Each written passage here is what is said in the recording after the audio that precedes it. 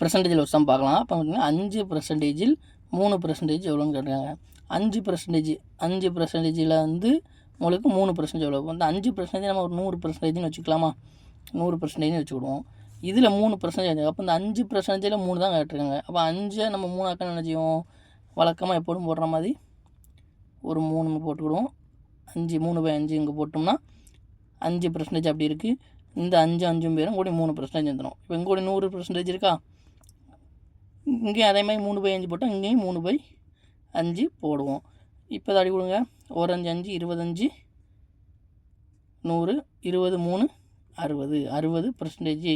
இங்கோடியும் percentage தான் வச்சுருக்கோம், இங்கோடியும் percentage தான் வச்சுருக்கோம். இங்கோடி 5 போயிடும் 3%. இந்த 5%ல் 3% வந்து 60%. இது உங்களுக்கு குழப்பமாக இருந்துச்சுன்னா அதே பாருங்கள். இப்போ 5%ங்கிறது ஒரு 100ன்னு வச்சுக்கோங்க, 100 ரூபான்னு வச்சுக்கோங்க. 100 ரூபாங்கிறது 5%. இதில் 1% எவ்வளவு? 20 ரூபா. அப்போ 3% எவ்வளவு? 60 ரூபா. அப்போ அந்த 60 ரூபாயில் 100 ரூபா இருக்குது. 100 ரூபாயில் 60 ரூபா எத்தனை பெர்சன்டேஜ்? 60%.